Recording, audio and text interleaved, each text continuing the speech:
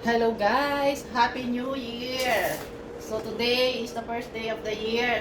So alam mo naman, galing tayo sa handaan at duty na kagad si Ma'am Shi. Eto, ang mga leftover kailangan hindi masasayang. So alam na this. So alam ng kinahikinatnan yan. Lutong pangat na yan. Ito yung mga lutong pangalawa na yan. Kasi nga sayang naman. Magluluto tayo ng etong lechong belly na to. Masarap itong isigang natin dahil di ba sa handaan, puro mga tuyo, walang sabaw. Ang mga tao gustong kumain ng sabaw na mainit-init. O, di ba? Ang sarap niya. So, magsisinigang tayong belly. Wow. Di ba?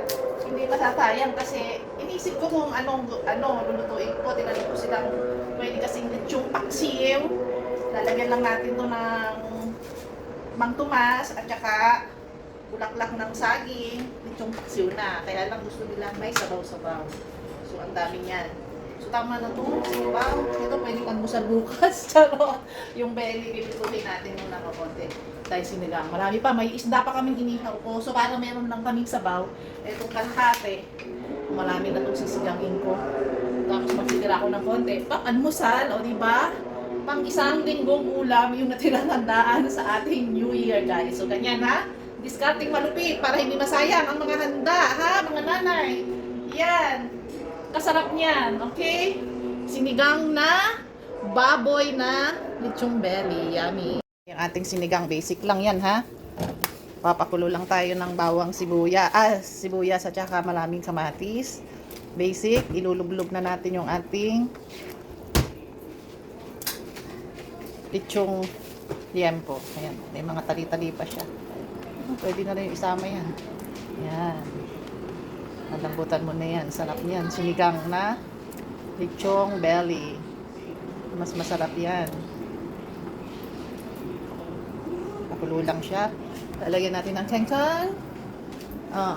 Talong, okra, sitaw, labanos. Talo-talo na yan at pang-asim.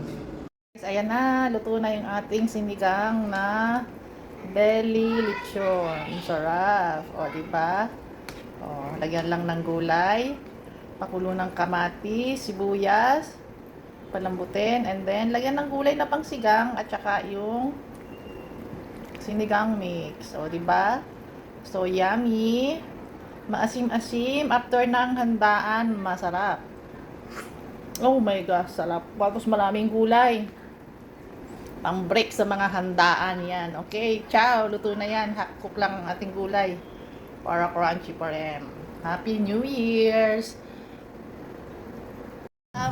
Leftover. Last year. Hindi. 2000. Last year. New.